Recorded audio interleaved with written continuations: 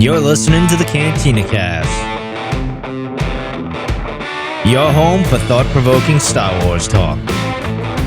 Join Albert and Jonesy in breaking down the latest news, trailers, movies, and of course, your favorite characters from a galaxy far, far away.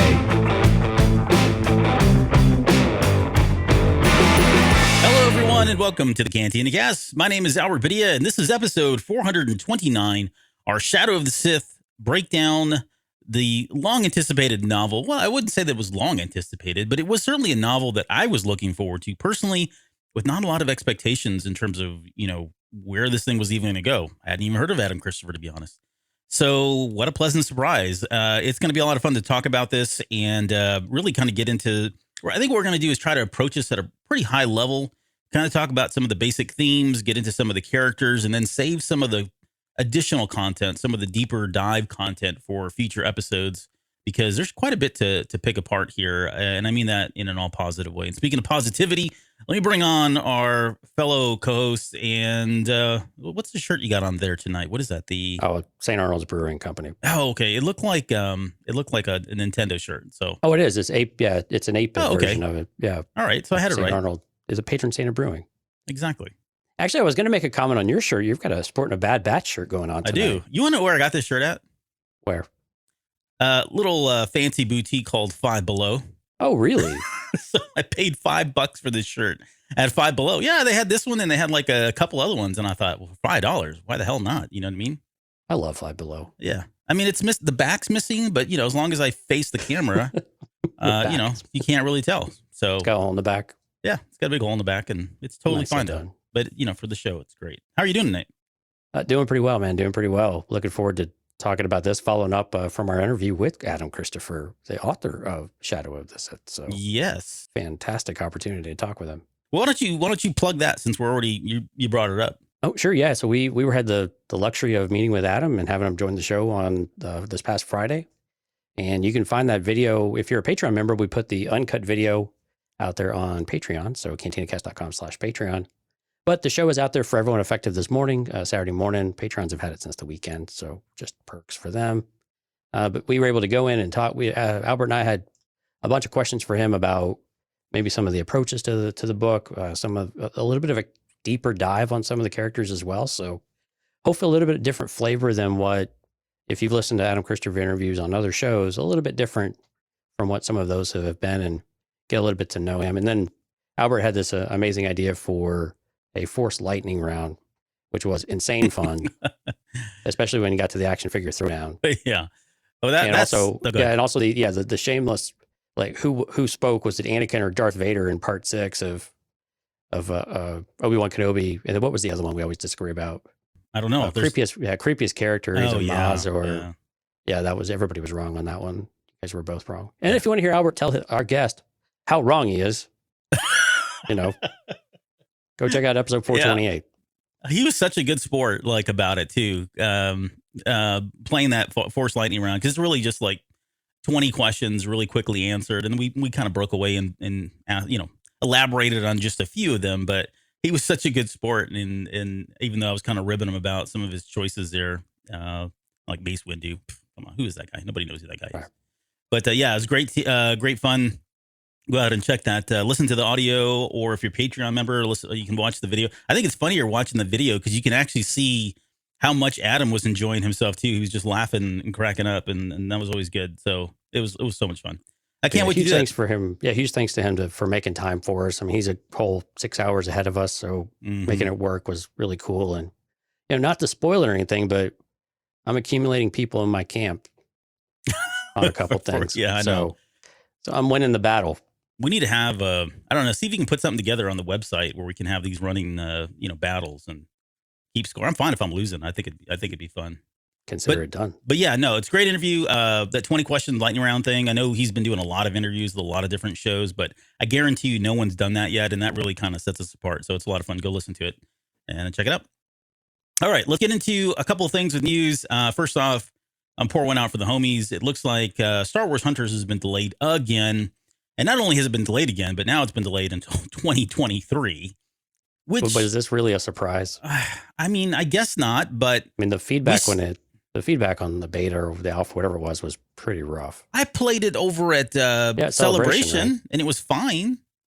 I don't I understand. thought you had criticisms of it. No, I didn't have Somebody else I was talking to played it though, and they were pretty critical of it. I'm trying to remember who that was though. The only criticism I had was the demos that they had available were all on mobile phones, so you couldn't use a controller, and that was kind of wonky. But in terms of like Switch, it wasn't like on a Switch or I didn't have a controller to play with. It was literally with the phone, touch and screen.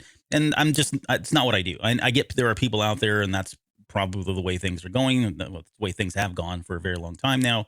But it was very awkward to play it with the phone for me personally. But that said, I mean, maybe it's hard. Maybe that's not fair. Maybe it's hard to gauge the gameplay because I'm playing on that, right? Had I had a Switch, I probably could have given you a better assessment of the gameplay. But I can tell you that the graphics and the sound, and it wasn't buggy, it wasn't locking up. There were a couple levels that you could play, so it wasn't like they had a very sterile environment that had been run through a bunch of Q&A so that there wouldn't be any mishaps there at Celebration. So I don't know. I thought it was fine. I get it, right? I mean, they canceled, or they didn't cancel it. They delayed it because of, quote, high expectations, which is usually code for hot mess. Yeah, hot mess. Exactly. And the one thing that worries me is that how many Star Wars games have tried to come out on mobile devices that have been, quote, delayed because of high expectations. I mean, it's the same line they use, unfortunately, and I don't mean to throw shade on them, but this one's so far in the cycle, though, that it seems reasonable that this one will come out. Yeah. I mean, like you said, it was in a very finished state. I'm just wondering if maybe they found some really severe gameplay gaps, or the game wasn't robust enough. And that's my fear, is that the game just didn't have a robust enough, either single player or PvP or whatever it was pretty repetitive and not hitting the mark over an extended period of time to where people would drop it pretty quick. Yeah. And so I think that's probably my mind is drifting a bit more when you have a game that you're ready to demo to a pretty substantial public and presumably get some feedback. And then all of a sudden, 2 months later, say, no, we're going to delay the whole, another 6 months or something. Yep. Okay. Also, Star Wars number 25 came out. We were fortunate to get the early release on that one. And I guarantee you that as soon as that thing came in, I wanted to read it immediately because I knew that there were going to be these 4 stories, and I know Kylo Ren was in there. This was kind of, if you're not keeping up with comics, this is Charles Soule's final comic after 8 years, I think, of writing Marvel comics. 100th issue of Star Wars. Yeah. Yeah. Which is awesome. So what are your initial assessments of the stories? Solid, great. So there's 4 stories. There's The Lesson, which is Obi-Wan Kenobi and Anakin. This is, between episodes 1 and 2. Then there's The Lesson, same title, which was the Darth Vader one that came out after episode 3. The Kylo Ren one is called See You Around, Kid, and that was right after The Last Jedi. And then there was the Poe Dameron one, which I don't remember. Oh, it was set after episode 9. Eulogy for Snap. Yeah, that's got to be after episode 9. Yeah, he dies in 9. So, quickly. So these stories, like if you read that whole thing, that Charles Soule has an intro like in that in the comic, but if you read that, he mentions that these were stories that he wanted to include at some point, or just ideas that he had that didn't really make sense. It didn't really fit in.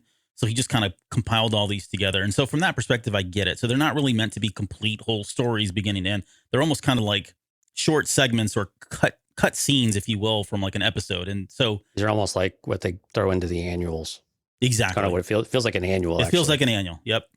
But it's an issue. And so I would say the first 2 I thought were really good. Like I really enjoyed the Obi-Wan Kenobi Anakin, the lesson there.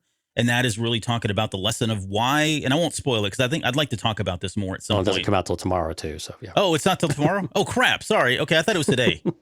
No, we can give you're giving a preview. I'm giving a preview. It's about why Jedi choose to use lightsabers. Why don't they go around using everything else? Why a lightsaber, that particular weapon of all types, right?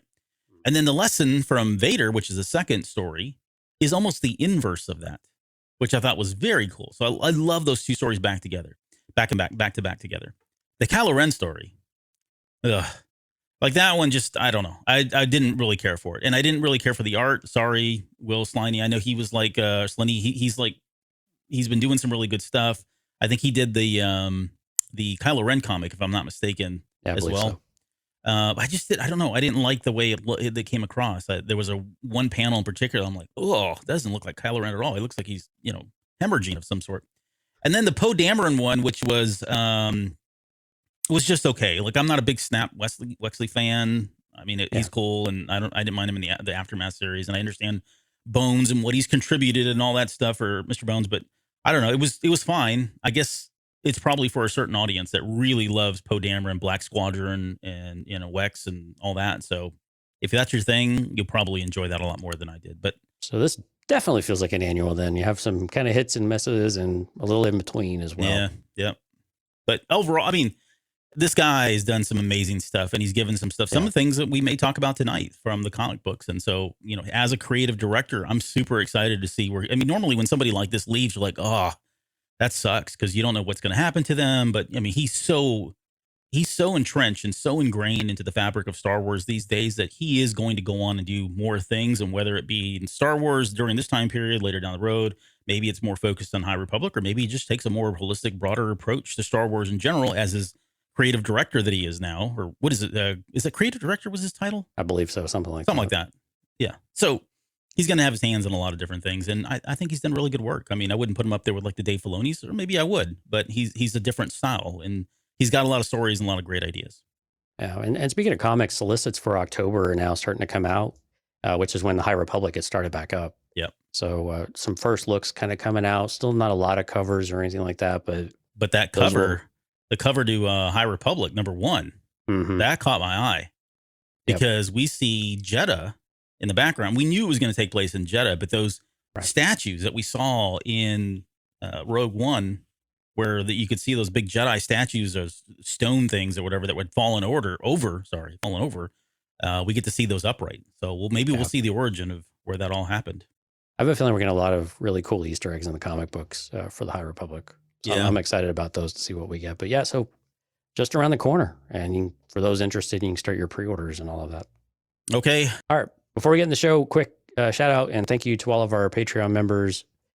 We have our now part of the tribe members, Mike, Kathy, Rob, Lauren, Dante, and of course, Risk. And then our top tier Delusions of Grandeur member, Rod. Thank you so much. If you're curious about what we offer on Patreon, I encourage you to go over to cantinacast.com/Patreon.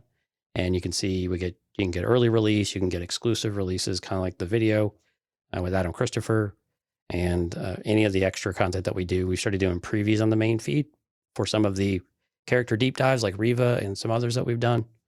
But so if those are things that are interesting you, I encourage you to go check it out. Once again, cantinacast.com/Patreon. Very cool. Okay. Before we start though, I have one last breaking news item. I just happened to check my mail.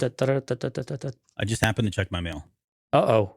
And did you finally get it? Guess what finally came in the freaking mail? Look at that. Your second copy of I thought it was your second copy of Brotherhood.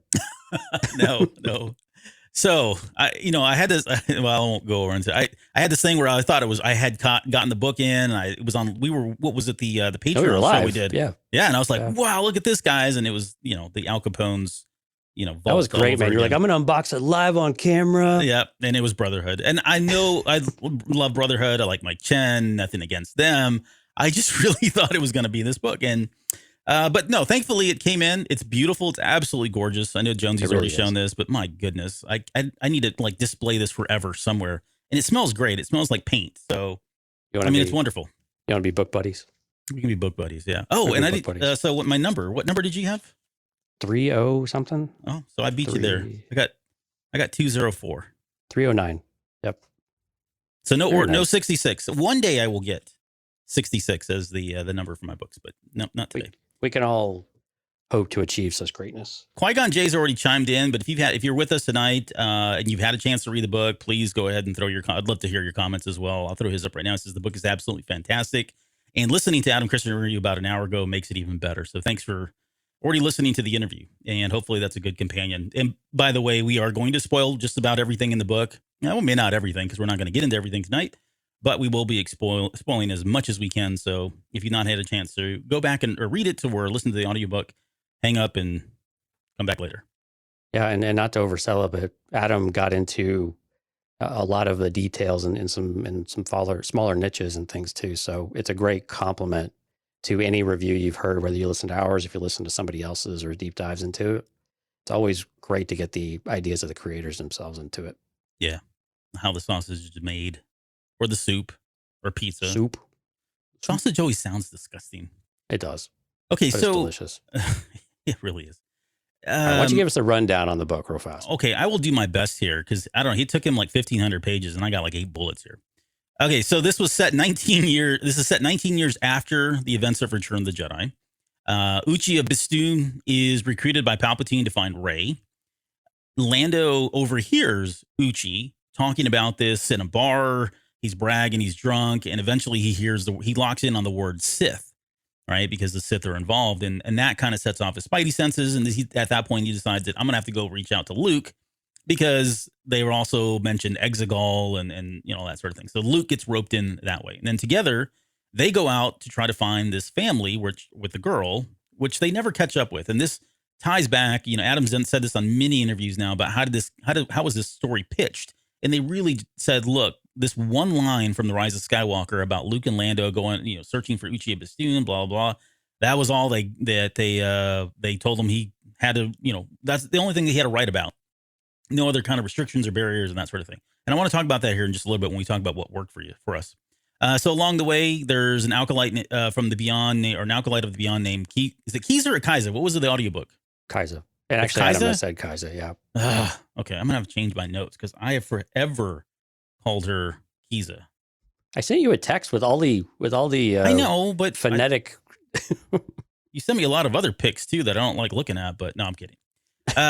So the acolyte Beyond named Kaiza, that's going to be weird trying to say that, is trying to find Exegol as well. She's possessed by an ancient Sith, which is the shadow of the Sith. Okay, for just to reference the book. Ancient evil. An ancient evil. And the book ends with Uchi dying on Pisana, Luke destroying the mask that Kaiza was possessed by, Rey being left behind on Exegol, Rey's parents being murdered, Lando living. Wait, I got to stop you. Rey was left Jakku. Oh, Jakku. Sorry, it's not Exegol. Right. Yep. Sorry about that. I'm updating the notes here. There we go. Okay. Left behind on Jakku, Rey's parents being murdered, Lando living his life on Pisana, and Anakin's Force Ghost. So what did you think? What did I leave out? Is there anything that I left out of that, or do you really need to read the rest of the book at this point? I think those were the main highlight points. Well, there was another character called Komat. We'll talk about really Komat. Cool. Yeah, Komat was really cool too. Another tie to the Acolytes of the Beyond and with Kaiza as well. So, but no, that's a fairly good summary there, and 8 bullet points. What took him almost 500 pages to write. So we definitely need to tell him, hey, I don't know what the big deal was. We did this in 8 bullet points. Oh, yeah. I don't know why you needed so many pages. Uh-huh. All right, so tell me what worked for you. Yeah, so I mean, going into the premise of the book, right? It's one of those the idea of filling in the gaps, right? This episode 6.5 is how Adam has described it a number of times, and I think it's very much what it is. And when you go in, and you start reading this book, and the further you get through it, it's like, man, these are all the things I felt like I was completely lost on the sequel trilogy, or that they glossed over perhaps a little too much, right? This reference to what Luke and Lando were doing, Rey's parents, the Sith Blade, things like that seemed important, but we didn't really get that context. And so it was really nice to go pace through this book and have a lot of those things unveiled to us in the way that they made sense. And I think that's what is really striking a positive chord with a lot of people, is that not only is it talking about Rey and Rey's parents and getting to know them, getting to know Luke and Lando, who are a bit of an odd couple because we don't really see them on screen all that, well, really ever, for the most part, nothing meaningful really. Yeah. And then we also get a bit of a peel back the curtain on Exegol, and then Uchi, we just confirm that he's annoying as hell. And so it's a really, but it just keeps you going. And we get some artifacts by Luke. We get an idea of what Luke has been up to. We get a very different Luke Skywalker than what we got in the sequel trilogy. We see this transition. And so you just start to, just rolling them out there, you start to feel like, okay, it's got a lot of a great premise to work from. What's that execution going to look like? And it's there. This book, while it's a thick book, it has a really good pace to it, which I really appreciated, because this one really could get bogged down. And what I thought was really nice too is you get so many Easter eggs and little little tidbits here and there that if you're you and me, you get a lot out of that. It enhances the material, but you won't get lost if you don't get it or if you completely goes over your head. Yeah. But it was really cool. I mean, Lor Santeca, a little bit of Ben Solo. So, I mean, you get just a little bit of these things and you just get little things. And so when you go back and you rethink about the sequel trilogy in particular, it takes on a whole new spin, which is really, usually when you get this, when you get the novelization of the movie, but I think this book has been better than any novelization that we've had, I think, in years. Like for that actually complements the movies, where the novelizations have good parts, but I think this one really does complement those stories in a way that the novelizations, maybe couldn't or didn't. So what are your initial kind of impressions for you? Well, before I get into that, I want to touch on something you just said, because I actually had that in my show notes as well. So just full disclosure, I'm probably going to be jumping around my notes. I'm just looking at them right now. They're a hot mess. So there's been a crazy week here, and so I may be throwing other things like, oh yeah, I really like that too. And I really like this too. So my list isn't going to be comprehensive out of the gate. Okay. Now that said, you mentioned that this was the best, I guess I'm going to call it a tie-in novel, because it's what it feels like, right? Yeah, I agree. And I was picking up on that as well. Like when I think about, like, don't get me wrong, I loved Catalyst. I loved Rebel Rising. I'm trying to think of some of the other ones. What was some of the ones leading up to Force Awakens that came out? I'm drawing a blank right now, but the Disney era, and I want to say it probably is a Disney era. That's probably fair, because we really weren't doing this when the movies were coming out. It's a little different. Back before Disney, the movies had to come out first, and then you could write about some stories, but you couldn't write about most stories at all, right? Like you had to really tippy toe around it. And for as much as we love the Legend series, when you go back and you look at them, I think there are some really good books out there that stand out on their own. The Thrawn trilogy the Thrawn books come to mind, because this was a new character. He wasn't stepping into like some of these established characters like Luke, Leia, Han, Lando, etc. But it always felt like they were constrained in that regard. Then we get to the Disney era, and they were allowed to tell these stories that led up to the movies, but they were so like on the surface at times. They didn't really feel like they fed into them all that much, except they had some of the characters. Exactly. So now I'm going back to Legends again. So the other Legends books that I thought worked really well were the ones where they allowed them to explore some of the things that were being laid down in the movies themselves. And that's where this book feels like they could have probably wrote a book like this before the movies came out. I don't think it would have had as much, to be honest, because I think it would have spoiled way too much, and it would have taken a lot of the luster from the movie, from The Rise of Skywalker. But because they almost did the inverse of this, they went back to that kind of Legends formula. It allowed somebody like Christopher to go in and really he had a blank check in terms of what he wanted to write about. You know what I mean? He could pick up on pieces here and there and decide to dive into them. And in the interview that we talked about, he kind of goes into that process itself and was able to include all those Easter eggs that you mentioned and little tidbits here and there, things that he could hook in people that were familiar with it and didn't necessarily weigh in on the story too much if you didn't understand it. So in that regard, I just feel like I'm with you that this is one of the better tie-in books that we've had, but I really feel it's because they allowed him to go in and do that stuff without going in before the movie trying to do it. I think had he gone in before this movie, I don't think we would have got this book. And I don't think we would have gotten into some of the lore and some of the details and some of the material that he was trying to convey because of the restrictions that would have had to been put on place. I 100% agree. I mean, this book couldn't be written before. And that's unfortunate, because it really did help the sequel trilogy in general, in Force Awakens and Rise of Skywalker in particular, but it makes sense. I mean, and I do want to give credit where it's due. Disney and Lucasfilm and whoever gave him the green light on this really did give him pretty much free reign. Yeah. They didn't tell him no on a lot of things. I don't think they really told him no on much of anything. And anytime he thought he was pushing the bounds, it sounds like they were pretty okay with it, and they shaped a few things. But I mean, to have that flexibility and to not have to worry about the story you're telling, and you just let the story tell itself, things just kind of take on a natural progression. And I think it's a really important to give creative people that creative opportunity to do it. Sometimes that works out, sometimes it doesn't. But in this case, I think the way that he was going. He knew the story that needed to be fleshed out, and it helps that they had kind of this pre-pocket with Luke and Lando, and we just kind of figure out what happened in between. And well, of course these other things happen. Of course that happens, and of course this makes sense. And some of it, he makes it sound so natural is the part that's frustrating, because it's like, I know that wasn't the case. You probably spent weeks and weeks and weeks writing this book, but yeah. he makes it seem like it was like, well, yeah, of course this happened, and I'm like, well, I'm not a creative person in that kind of way, so it's foreign to me. But again, having that flexibility to do what he needed to do and what he wanted to do, I think is important, and that's the only way this book, I think, is as good as it is because of that flexibility and that liberty. So two more points just quickly.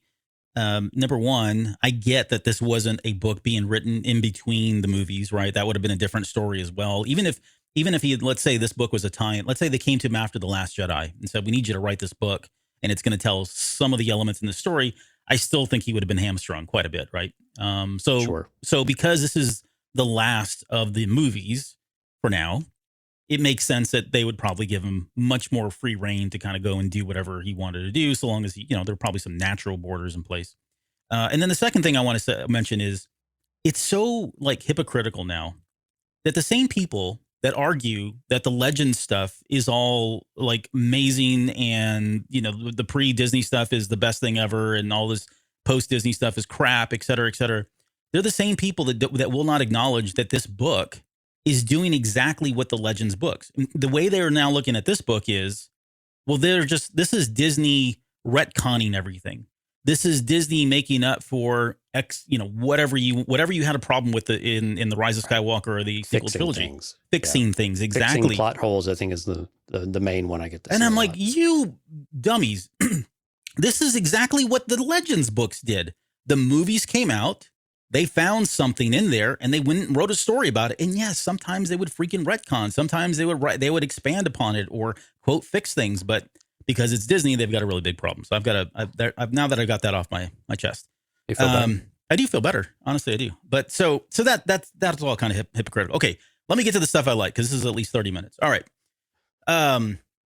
So first off, the pacing. I enjoyed the pacing quite a bit. It felt like it was moving pretty rapid, especially my goodness, that first like 20 chapters or so is just like rapid succession of story, character introductions, and then tons and tons and tons of Easter eggs. And I want to talk about the Easter eggs in a little bit because I really enjoy that stuff, especially as somebody who did an entire podcast on Ready Player One. There's going to be like the basement style Star Wars. Oh, you could easily, I was thinking about that. We could do a whole series on just this book and go the same way, chapter by chapter, pull every Easter egg out, and then just expand upon it. As if we needed more Patreon ideas. We could easily do it, but I really enjoyed the number, and like Beaumont Kin of all people, right? Like a character that was slapped in there at the very end, a lot of controversy around him, and then he finds a way to work him in here that makes sense. And I think that's the one thing about the Easter eggs is that all of these, like he said, and like you just said, sorry, but they all do kind of make sense, and they're there. And if you see them, cool. And if you don't, move on. And you probably are moving on because some of these are so deep cuts. Pretty deep cuts. Yeah. Yeah. Which is cool. I enjoy that. I actually really, really do enjoy that. But the pacing I thought was really great. I love the fact that it has smaller chapters. He tended to keep people and little stories together for 3-4 chapters, maybe at the time, probably no more than that, which is good. Sometimes when it's like 5, 6, 7 chapters long, and depending on, what's going on, that can feel like, man, I really want to get back to the other thread. Right. And this one felt like it was going on. Now we'll come back to the criticism here a little bit, because I do have a little bit of criticism with it, but I really enjoyed the pacing overall.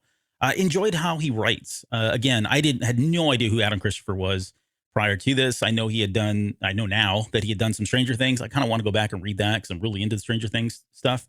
But I enjoyed his writing style, and I felt like he did a really good job with Lando. Of all the characters, I thought he connected with Lando the most.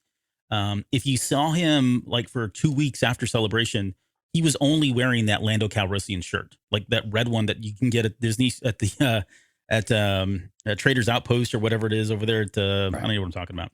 You know what I'm talking about? That Disney store, that Disney park thing.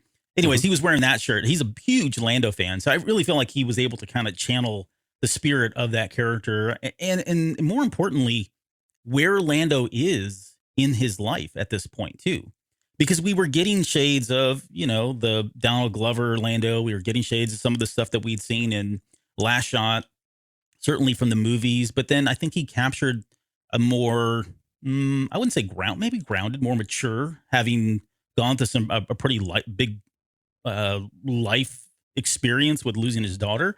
I think he wrote that really well. And we'll get to that when we get to Lando here in just a little bit. Okay, page 2. I enjoyed the pulpiness of the book.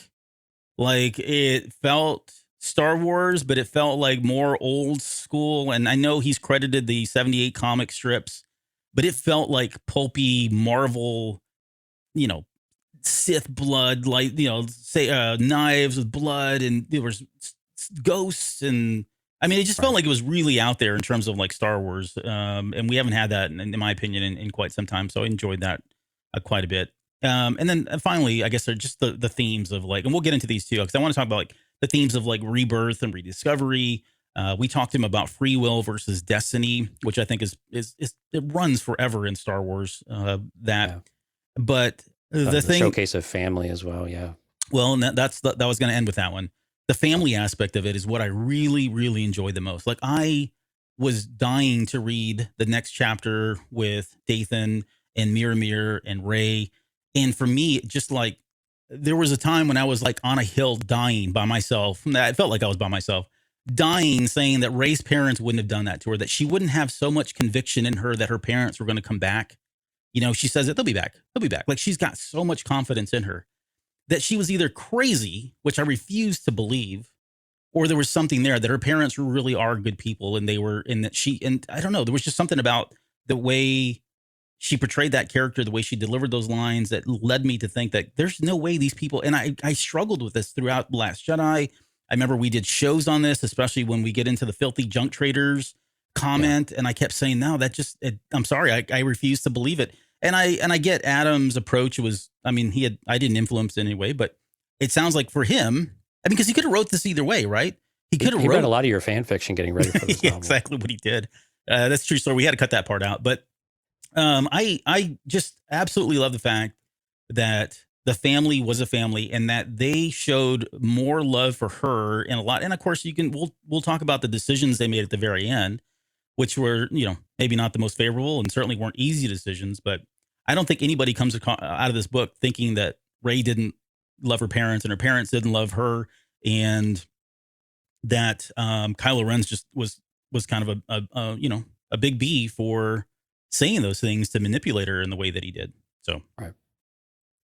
Well, let's just end the show there. I'm fine with it at this point, because I've said everything I had to say. And no, okay. Well, let's get into why don't we start there? Yeah, why don't we start with those? So, why don't you go first? Because I've been on a tirade here.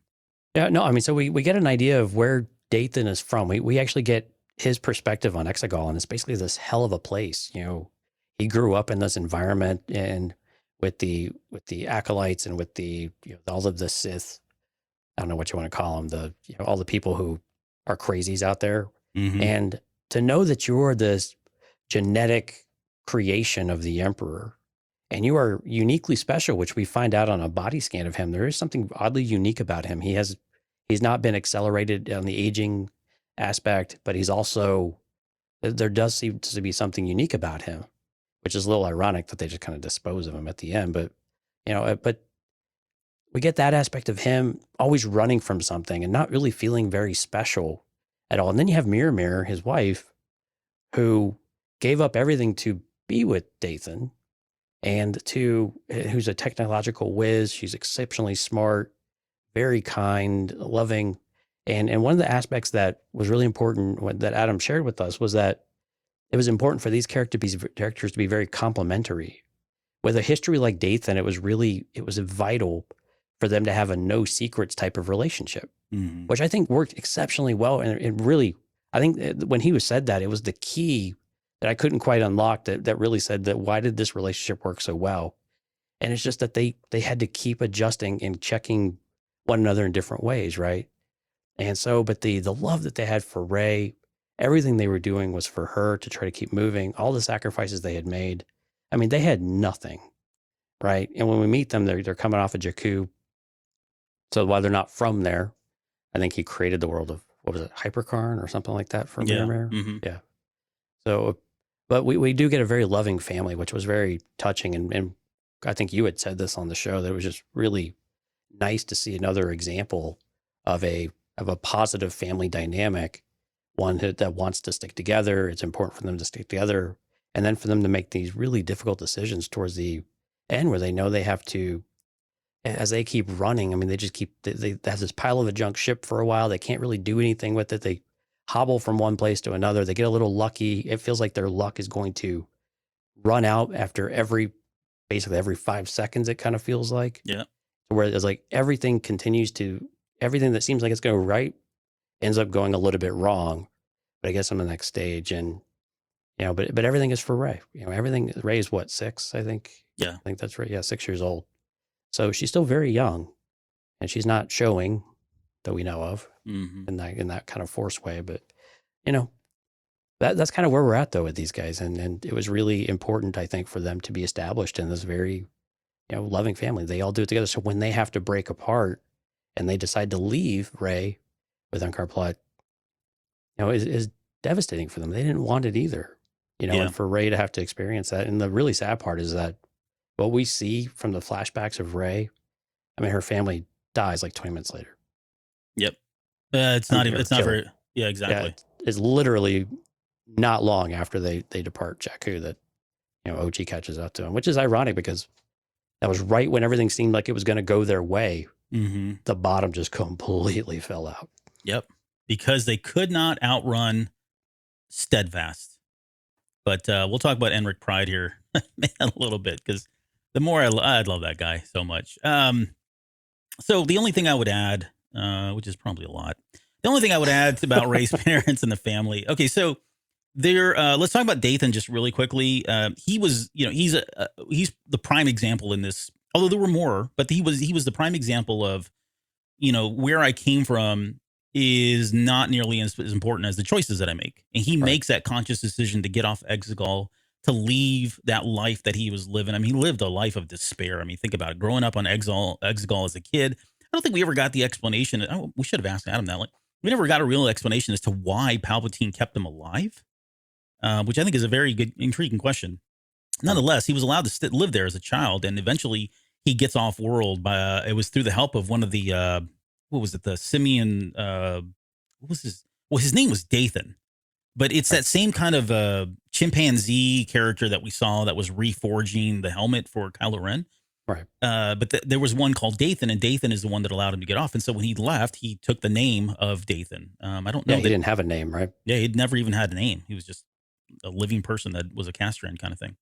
So the fact that he made that conscious decision to go live a different life, and not only just live a different life, but a life of love, which is crazy to think about, given, what he was probably witness to right on that planet, and sacrifices and this constant, the terrors and all that. I mean, Exegol is an amazing and fascinating place now. And I love the fact that they've continued to build it out, but coming from that, that's the last thing you would have thought he would have did. So I did enjoy that. For anybody that's not going to read this book and is looking maybe to us to answer some of the questions, I think one of the questions is that we've always had is why did they leave Rey to begin with? Why, and of all people, why did they leave them with Unkar Plutt? And what Adam does is he tells a story that Unkar Plutt is kind of, he's just a businessman, right?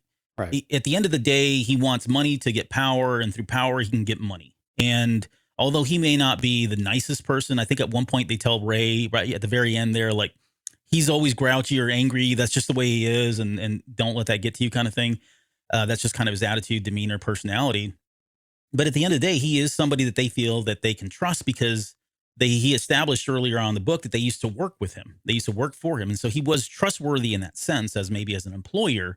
So they didn't really feel, and they didn't really have a lot of choices either, right? I mean, they didn't have a lot of people they could trust. And so, but they felt like they knew his motivation, so they at least could appeal to that part of it. Yep.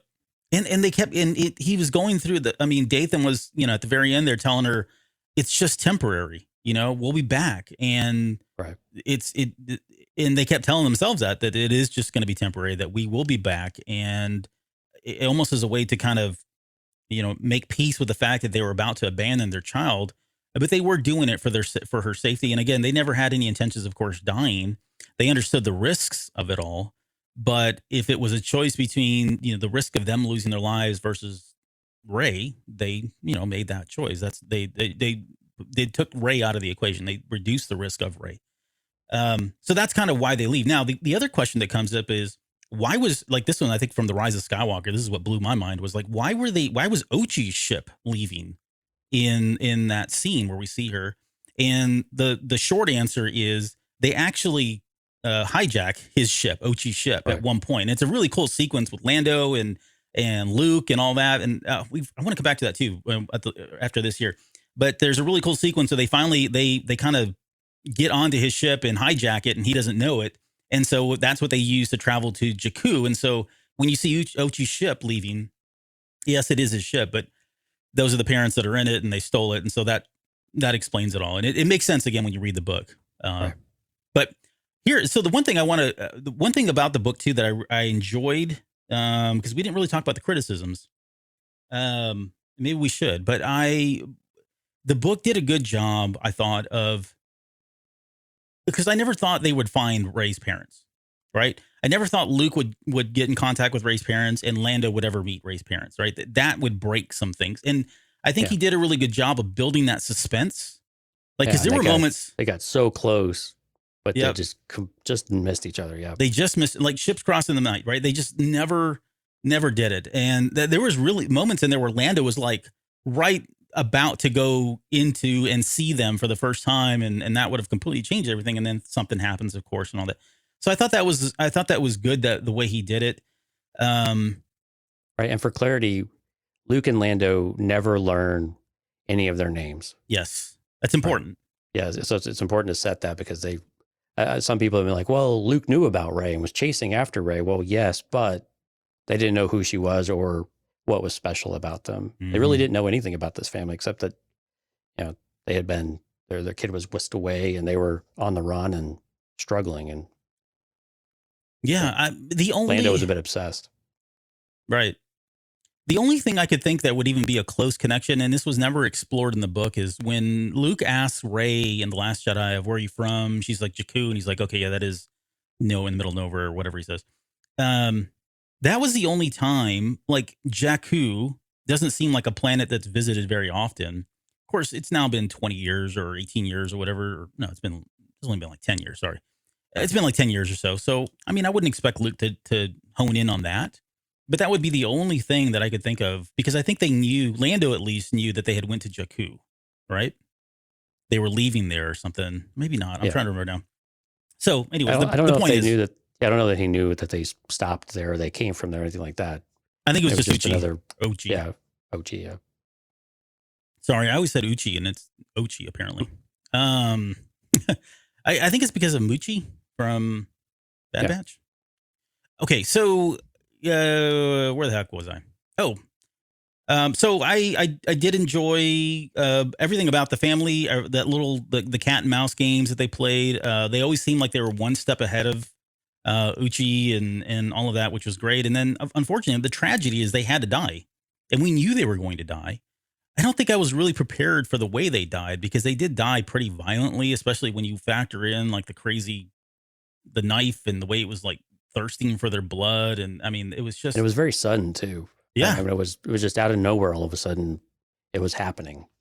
I think he gave them like abrupt. One opportunity, I think. And I forget now if it was like, hey, where is she? Whatever. And they refused to answer. And he was like, he stabbed her, then stabbed him. And it was just kind of the end of it. Or stabbed him and then stabbed her, I think is the order. Right. Yeah. No, Ochi was drinking basically antifreeze and getting fritzed out of his mind. But also the Sith Blade was effectively kind of taking over and corrupting him quite a bit. Mm-hmm. The Sith Blade actually felt a lot like High Republic, where, something was singing and had a song and was talking to him in some ways. And he could feel the craving of it when it was hungry. All of these adjectives to just this insatiable hunger that it would get satisfied for a short term, but then it needed more. When it stabbed someone in the blood, it would actually absorb the blood into it. So it was very creepy Sith-like blade. It was actually, it brought a whole new life. The blade felt like a character. Yeah. Whereas in the movie, it felt like very much just a I mean, I wouldn't even call it a MacGuffin at that point. Now, they didn't explain the little Death Star thing when Rey holds it up, but the blade in general, you start to understand better the idea that, terrible things, have been done with this blade or whatever the quote might be. But it was very cool that it had a life of its own. Yeah. But it was very much corrupting him, and he wasn't thinking straight, and he was, again, drunk on effectively antifreeze and motor oil. Yeah.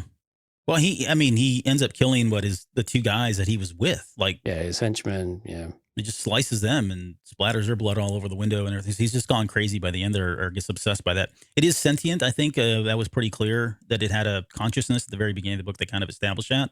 Well, it has something imbued in it at the very least. Yeah. Yeah. Which is a lot of in this book when we get into like Exum Panchard as well. Panchard.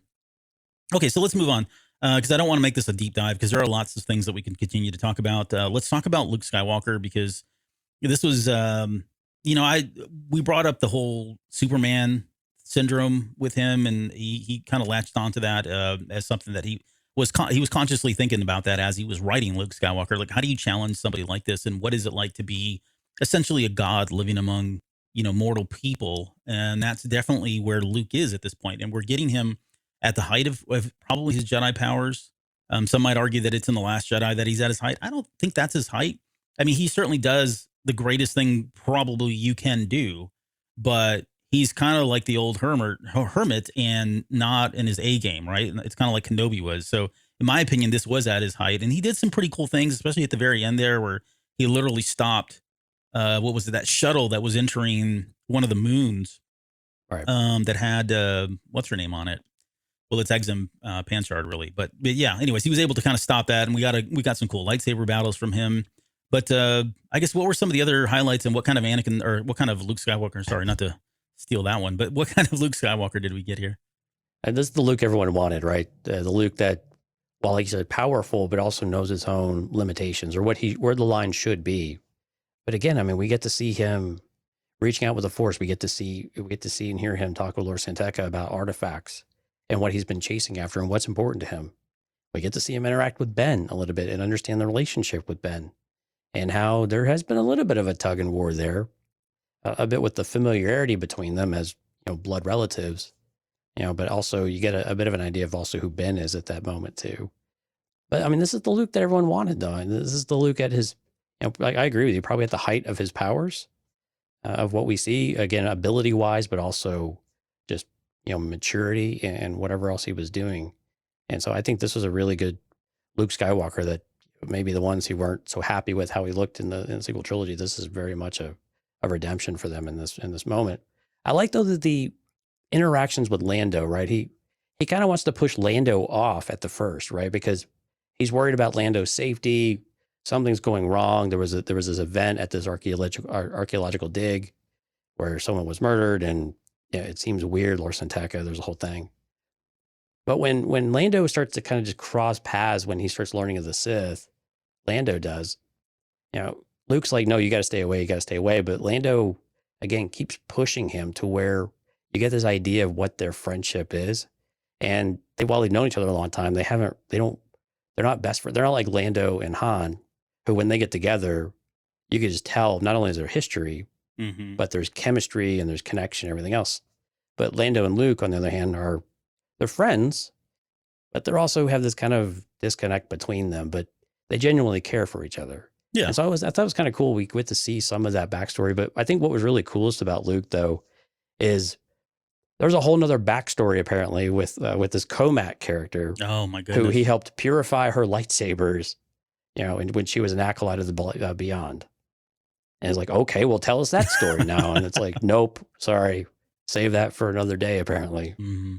But again, it was just really cool to be able to, again, the Luke Skywalker that people maybe felt like was shorted to them in the movies definitely exists in this time frame. And there's a lot of things he does beyond building a temple, but he's also come across these acolytes of the Beyond. He's been doing other things. He's encountering darkness and he's chasing it. And so he is very much the character that people love and wanted to see. And then, of course, I know I'm kind of skirting around the whole vision that he had, because I know you're chomping at the bit there to talk about him and his dear old dad. Yeah, well, this is the one thing that when I saw Adam at Celebration and the book had not come out yet, I went up to him. I said, there were two things that I really love that you've done with this book. And I went on and on about the family first and foremost. But then I said, the second thing is you've probably given people what they've always thought about ever since Return of the Jedi. And that is, what is that encounter? What is the relationship between Anakin Skywalker and Luke Skywalker look like? What does that father-son relationship look like? What would they say to each other? Right. And although we didn't get it in spades in terms of like, they didn't have the, several chapters, Yeah. It was very brief. But the fact that we know now that Luke and Anakin have spoken, and that of all things, Anakin came to save Luke, right? He was in the midst of this. I don't want to spoil too much of it, but he was kind of having these force visions and things weren't really going well. And Anakin went into that force vision area. Like he was able to kind of traverse that kind of space, pull Luke out of it so that, no harm would come to him, and then reappear to him as a force ghost in the real world was just really cool. And then them having this kind of like quick exchange as father and son. And it's just something that you'd always thought about, you always wondered about, and we got to at least have that. And I think for a lot of people, that was kind of like just, it was really cool. So I did enjoy that. I want to just talk about, I guess, where Luke's journey is too. Like the fact that if you look at the cover, and you can kind of see Luke there, if you're watching the live stream here, but this is very much styled after what we see him in The Last Jedi, as when he comes and returns to Kylo Ren. He returns as what we see him now. So this is, if you imagine that look while you're reading this book, it's about that same time frame. The one thing that I have questions about, and again, knowing me, probably read too much into this, but it did sound like, for me, this felt like this potentially could have been the moments or the series of events that happen that start Luke down a path of really pulling away from Ben and really pulling away from his duties as, leading the Jedi Order. Because by this point, the Jedi Order is already up and running. He's got Padawans. He's got students. At one point in the book, he tells Ben to kind of go run the lesson, right? So he's kind of putting a lot of power and responsibility on him. And I don't know that this kid's ready for it, to be honest. Right. So, and I think that's part of the tension there. But because of the events that happen here, and because Luke was now realizing that, okay, there are some really, I think he knew that there were some pretty powerful artifacts out there, but I don't know that this wasn't the first time that he comes across several Sith artifacts, whether it be the blade or, more importantly, the mask of Exar Pancham, that he felt like, okay, these things are out there, and I've got to dedicate more time of going around with Lord Santeca, and we've really got to get a grasp on these things and get them under rein. And if these events weren't what led to that disconnect and the separation of Luke, it almost feels like Luke abandoned Ben, and Ben already feeling like he'd been abandoned by his mom and his dad, and now his master is abandoning him. My gut tells me that not very shortly after that is when Luke has the vision of, or starts having the visions of all that. There's a Snoke influence or the Emperor Palpatine influence on all this as well. We don't know how that plays into it. But I just wonder if what was happening here was what really started to kind of pull him away from what he was doing and the stability that he was bringing to the Jedi Order, because he felt like his duties needed to be elsewhere because of, possession and the risk the Sith could be back. Right. And I think while the events that we see in the flashbacks in the sequel trilogy are probably several years away, I completely agree with you. I think this is the building blocks. We see Luke leave numerous times and be gone for a while, and then refuse to really give answers of sorts, because he can't. Ben is a Padawan. He's still too young to understand some things. The really dangerous artifacts you've got secured away. So there's only so much you can tell. And again, you start to feel Luke's isolationism. Lord Santeca and him have a bit of a relationship in that regard, that they can share some of that. But I have a feeling that that's about it. Luke doesn't really have anybody else to really speak with about it. And so the isolation, you really do feel that from Luke, that there isn't many people around him that comprehend the position he's in, the responsibility that he has, the extra responsibility that he still feels. He knows that he should be, have less familiarity with Ben as far as teacher and student, but has a hard time getting, kind of moving past some of that, but also relies on Ben in a lot of ways. So I agree with you. I think this could be maybe the early hints of where Ben starts to get a bit of what's the word? Yeah, I don't know, a resentment, I guess, of, well, why are you always leaving? And you're making me take care of the kids. This is your job. You're the master. I'm a Padawan. I'm not even a Jedi Knight. Mm-hmm. I mean, you can see where those things could snowball really quickly over the next several years. And I agree with you. I think this could be at least one moment where we see those types of things, and doesn't take very long to get past all of that and see where it can lead. Yeah. Now, distracted is what I would call Luke, right? He seems very distracted now by all of these artifacts and the Sith and all that. And again, it goes back to just him, I think. Yeah. Some of it's like, I mean, what do you expect from him at the same time, right? Right. Like, how can one person try to do all of these things when he is the only person? Yep. At least the only person that he knows of. We don't know if he's met Ahsoka. Doesn't sound like it. Well, maybe. I don't know. We don't have any kind of he's met her. About he's met her by this point. He's point. met her now, but but she's not referenced at all in this book. No. Yeah. So the and just quickly, that Anakin Force vision. I don't know if he caught it, but there's a moment in there where he sees Sebastian Shaw, like the older Anakin Skywalker, because he's kind of like going back and forth. And I saw another interview with Adam Christopher where he said that he put that in there because growing up, and he's about our age, growing up, that was his Luke Skywalker, right? He vividly remembers Sebastian Shaw before he was pulled out and they reinserted Hayden Christensen back into that scene. And so he wanted to pay tribute to Sebastian Shaw. So he wrote that in there, that there was a moment where you could see the older Anakins just as a tribute to him. So very cool. I liked that. Yeah, I did like that. Okay. So let's talk about Lando. Why don't you kind of start us off here and kind of give us the sense of where Lando is? Because he's in a very different place than when we last saw him, which I thought was either going to be Last Shot or the video game. And I don't know which one it is, but it's a different kind of Lando altogether at the very start. Well, and either way, it's been several years, I think, from that moment. Yeah, Lando, that luster has been taken off of Lando. The swagger is there from time to time, but largely ever since his daughter was kidnapped, and we learn what her name is. It's Kadara, which is actually an Easter egg in itself, because Lando's original name was Kadar in the just in the manuscripts or the drafts? It was one of the drafts, I think. Yeah. Yeah. So that was kind of a cool Easter egg, but he's just not been able to find her, and he has a lot of guilt. He just carries it with him all the time.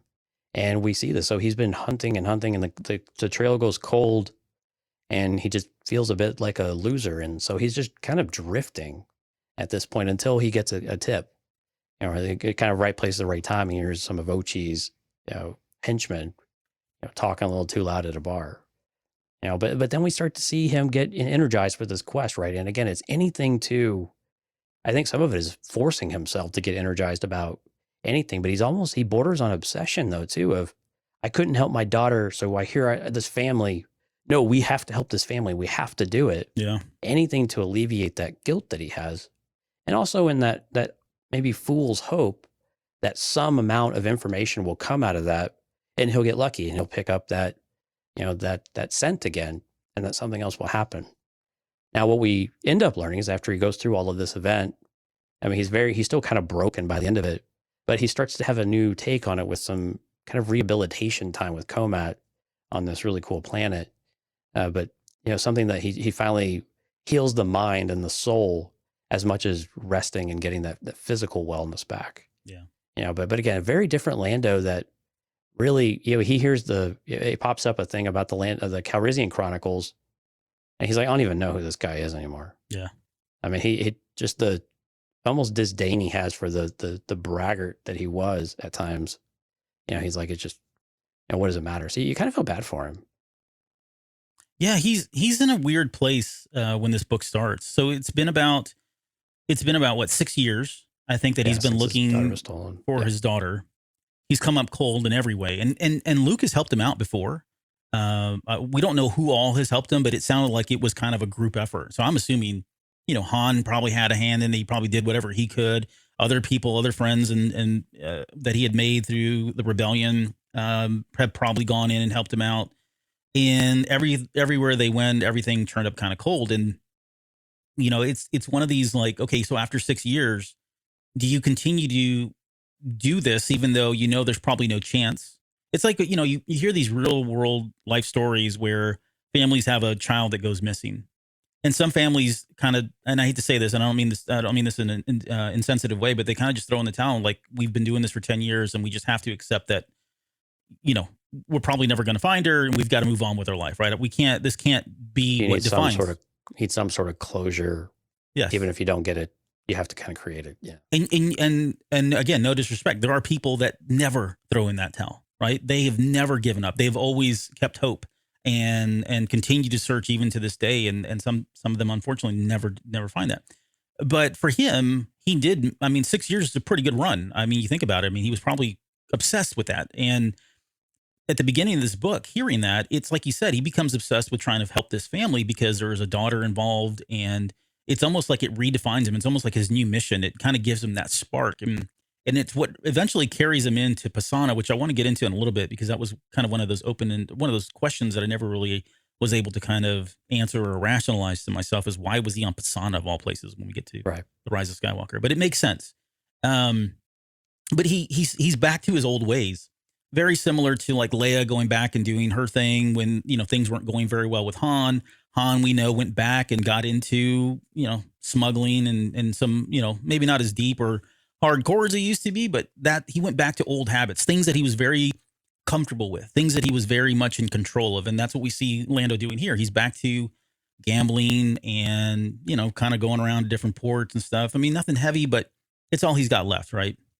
And so this was really a great spark for him to kind of get motivated again. It was almost like a second chance for him of sorts to really get back on. But it still tore at him, though. Oh, yeah. It tore at him because anytime that there was a disappointment or something, you could just feel, it felt like the bottom was right there ready to fall out for him as well. Anytime he ran into another dead end or something wasn't working out, you could just feel that despair creep in really, really quickly for him. So it was always right there on the surface. Yeah. Yeah, for sure. And the way, I did enjoy the Cal Wrestling Chronicles reference at the very, I mean, it's kind of how the book, it literally ends on him starting the next chapter of the Cal Wrestling Chronicles, which something like he hadn't done in a while. And for me, that tells me, we talked about earlier about the themes of rebirth and regrowth. And that certainly was kind of with Lando. I mean, maybe on a smaller scale, but this was a rebirth of sorts, right? He was rejuvenated, revigorated to go out and, try to help his family again. But the way it ends is he goes to Pisana because one, he ends up chasing Ochi there for, what was it? There was the beads, and it kind of, I don't want to get into the whole story because there were some beads, but there was a natural, I mean, it all made sense for him as to why he would go there, but he decides to stay there because he's never really searched that sector of the galaxy. And that allowed him, since he was already there because of their, them staying and chasing Uchi, and they never found his body, right? So they never. Right. I mean, we know Uchi ended up going into like the sand pit or whatever it was, and got eaten by the snake or bit by whatever happened to him. Who cares? That guy's annoying. We're going to talk about him in just a minute. But he was there because he was on the trail of him and decided to stay there for that. But then also, again, he was like, okay, well, when I'm not doing that, maybe I'll look for my daughter again, right? And hopefully in a healthy way. But and then it feels like the third part of that is later on. Now, and I want to bring Jana into this because we see her at the end of Rise of Skywalker. But from your thoughts, now that you've had this and you've had the Rise of Skywalker, the odds of Jana being his daughter, number one, is what I want your take on. And then two, what does that new story look like? Because eventually someone's going to tell that story. That wouldn't, as much as I didn't, I don't want to say I didn't care for the Rise of Skywalker. The Rise of Skywalker is not my favorite. I've been, there's some great moments in there. And I loved the fact that they laid down a lot of these open-ended things. I know that drove people crazy, but again, Lost is my favorite television series. So I really love that stuff. I don't need all the answers, but this is what it does. It spurs additional stories later for other authors to kind of pick up. We would never have gotten this Adam Christopher book had they not had that one line in there. And going back to Jana and Han Solo, when he says, well, why don't we, well, crap, I screwed up the line. Whatever the line is. Why don't we go? It was Lando too. It was Lando. Sorry. why don't we go? Whatever. Find your parent. Find out. That's what it was. Thank you. So, what do you think? Is that going to be? I mean, that story's going to be told, but I guess how does this change what you suspect or theorize that would be? Well, I mean, likelihood that she's his daughter seems 90, 95, 98% now. Oh, really? I mean, as crazy as that kind of seems, it just seems like there's a, I mean, when's the story going to be told, or is it going to be told? I guess at some point. It doesn't seem like there's a rush to tell stories after Rise of Skywalker, though, to be honest with you. So I don't expect to get anything of that really anytime soon. And quite honestly, I don't know how interesting that might be for me, but I'm sure for some people it might be really interesting, depending on where it goes. But yeah, I'm just kind of under the opinion that it's probably Jana, and they're going to go back and try to research all the things of where she's been and how where she's been for the last 15, 20 years. I don't. So if you think it's Jana, cool. I've always wondered about what's in front of me, because that if I don't do that, it requires a lot of thinking. I was kind of on board with that. I think this book changed my mind, though. I think this book made me think that, or believe now, that that's not his daughter. However, I do wonder if there's a connection, and not to connect all the dots, but I think it would be cool that through the exploration of Jana and where she's been, I don't know, and I haven't put a lot of thought into this, honestly, but if there's some kind of connection where there were other refugees. I mean, we know she was growing up with other people. Maybe one of those people was his daughter, and she actually happened to know her, or there were groups of these refugees that were kind of coming together, and oh yeah, she was a part of this group. And right, there's something that leads, because of Jana, now he eventually finds his daughter. I think he's going to find his daughter. Sure. I don't think that it's Jana per se, but I think she's going to be critical to that if and when it does happen. Now, as far as it being exciting, I mean, I don't know. Look what Adam Christopher did with that one line from, The Rise of Skywalker. I mean, he turned it into an entire novel. So, get him on that book. Maybe he can make that interesting. So as far as anything else about Lando, I think we've answered the question about Pisana. Oh, wait, I want to go to Rob, because he says, I'm a little confused. Let me pull this up. I'm a little confused as far as the timeline for Lando having a daughter. No mention in Aftermath or Last Shot. And I am with you there. I think it was really just a matter of timing. Again, the writers wrote what they wanted to in all three of the movies, and they laid down a lot of stuff. And I don't know that there was a whole lot of regard with, they just kind of gave them free reign to do whatever the heck they wanted and tell the stories that they wanted and put in these things. And so does it line up? No, you're right. It probably doesn't line up, because you would think there would be a mention of that in one of those, but it is, it is canon now. I would say it is what it is, but I hate that. It is canon, at least. And so they're trying to make the best of it here. I think the only other thing is we did get a Shriv cameo. So that was cool. The people who were really into, what was that? Was that Fallen Order? Or was that Battlefront? That was, Battlefront. Battlefront 2. Yeah, Shriv. That made sense to me. Again, another Easter egg kind of thing, because he's from a video game. But absolutely made total sense that he would do that, because he is a contact within the Resistance, and they had an experience, and they had to, they drew blood together and shed blood together. So yeah, all that makes complete sense. And my God, that character is so well written. I wish they would do more with him. So, but we've talked about Shriv enough on this episode, or on the show. It's a time to talk about Ochia Bestun. This dude. That's kind of how he sounds in the audiobook. It's pretty obnoxious. That's really obnoxious. And he really says his name like that all the time. Oh my gosh. See, tell me Ochia Bestun. Okay, I'm going to go read that or listen to the audiobook. So I need to hear this. He is the most annoying character in Star Wars in the galaxy. However, he's a jackass. Is what he is. But I think he does bring. I love the levity that he brought to the book, because you can clearly tell he's an a-hole, right? And he's kind of all about himself, and I imagine he has the name of Sith or a Jedi assassin, which I don't believe. I don't know how. You know how I equate him? He's like a fairly competent version of Dengar. Well, that says a lot right there. So, well said. But he had his reactivation. Like, it feels like, again, he's another character that in this book at the very beginning, he's kind of, I wouldn't say down and out, but I mean, he's past his prime, right? He's no longer, he was a Jedi assassin or Jedi killer or whatever his title was back during the Clone Wars, which we never saw. So allegedly.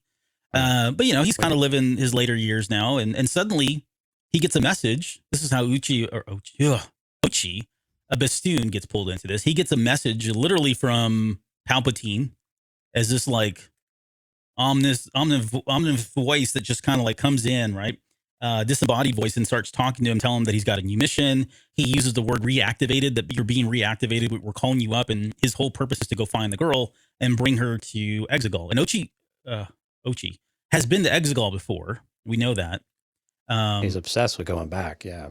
Well, and they all are, which I think is fascinating about Exegol. Because we probably could have put Exegol in here as a character to talk about, because there's so much that goes with the rebirth aspect of all of this. And everybody wants to get back to Exegol because they all want to be reborn. And apparently that is where you can be reborn. So Ben Solo's coming back. But he's been reactivated by the Emperor. He's given him purpose again. So why don't you talk about his, the other things too, like the dagger, his ship, the Bastoon Legacy. The Bastoon Legacy. Yeah, and I know what's on everyone's mind is Bastoon a place or what is it? And we have no idea. Oh, really? No one does. I didn't know what that was. Yeah, well, yeah. In the book, they kind of make fun of it. Like, is that a place? We don't know where this is, and they give him a hard time about it. But he never answers the question. So it might be something that he just made up. I think it's funnier to think that all of this has just been made up. That he really is, like you said, a competent, just slightly more competent than Dengar, or just slightly below Dengar, but he's somehow built this legend, right? I think that would be hilarious to have somebody like that in Star Wars. But sorry, go ahead. Oh, no, yeah. But again, yeah, he's been reactivated. He's trying to, he's got these henchmen around him. Again, he seems fairly confident because he's able to he's able to hunt people down pretty well. And he is fairly intelligent when it comes to hunches and for, making logical, decisions and going on that line. But the Sith Blade is kind of the wild card in all of this because he's got this blade. And I don't know if we ever get explained how he gets it. I'm trying to remember. Or is it yeah, the Acolytes of the Beyond, I think, give it to him. Oh, that's right. They gave it to him. Yeah. And so this thing is like corrupting him over time, though. And he can feel this hunger from it. And, so as it goes on, it just kind of makes him more and more crazy, and to where he's just being more obsessed and drinking more heavily and whatnot. But I wish there was something more interesting about the character. He really is just kind of chasing after the family, and he's in a lot of the book. He's in a lot of the book. Yeah, but honestly, there was nothing super memorable about any of his thing because he's a pretty flat character. And I'm not saying that from a critical standpoint. He's just kind of a one-note character for the most part, where he just kind of fits all of the normal, the normal things you would think of about a bounty hunter that's past his prime. Yeah. So did you get a different impression from him other than that? No. He was literally to chase things from point to point, kind of was the point. Yeah, and he was the foil for the most part, right? He was the foil to the family. He was the foil at times to like Luke and Lando. And he certainly had a part in this book. And I think, and maybe I'll just try to weave in the criticisms that I have. This is one of the criticisms that I have of the book. Like, I didn't like Ochi could have been. He had to be Ochi because of the book, right, or the movie. I get that, but to your point, I don't know if that was really necessarily a slight for Adam in the fact that, because this isn't his character, right? He didn't write this character. Right. He had already established, and this character has been existing and living in the comics for a number of issues now. He's got a long life and all of that. So he was really just kind of bringing him into this book. But from that regard, like you said, I don't know that he really did a whole lot other than he was just in pursuit of them and was constantly foiling them. I thought he brought levity, which I think was really the only, like, I really don't like this character at all, to be honest. I've always hated him, and I hate the fact when you do that Uchiha Bassoon thing that you do, but that's between you and I. So Uchiha Bassoon. There you go. Oh, just sends shivers down my spine. So I don't know. I just didn't. He was just kind of there. And I think that's okay because again, all the other characters, they were the ones with the story you wanted to know. Yeah. And so to not litter it in with another backstory or another huge character arc or something like that, I think it's totally fine. So like I said, it wasn't criticism that he was a bit of a flat character. He was just supposed to, he did his job of moving the story along and chasing and keeping people moving. But in and of himself, he wasn't super interesting, although he had a really super interesting artifact with him. Yeah. His best moments were at the very beginning when the Emperor was talking to him and he was kind of like flipping out, right? And Right. then later on, and why don't we just talk about him now? Because I don't want to forget, but let's talk about Enric Pride, who is steadfast. So for anybody that's, was his General Allegiance, what was his title? Allegiant General. Allegiant General, sorry. Allegiant General Pride, who we saw in The Rise of Skywalker. Yes. Yes. He's the one where, he's the one that shoots Hux. Yes. Shoots Hux. Yes. He's had enough of him. Yep. That character makes an appearance in this book. And again, this is years before we get to The Rise of Skywalker, of course. But it's some of the best stuff in. He's got like 2 chapters in the middle of the book, and then we get back to him at the very end of the book. And to make a long story short, he just is like a pompous a-hole. He hates, he's just so critical of things, very But he's full a of bit himself. directionless too. Yeah, he's full of himself, but doesn't have any real career, I don't know, motivation behind him either. He's just swigging from a flask most of the time. Right.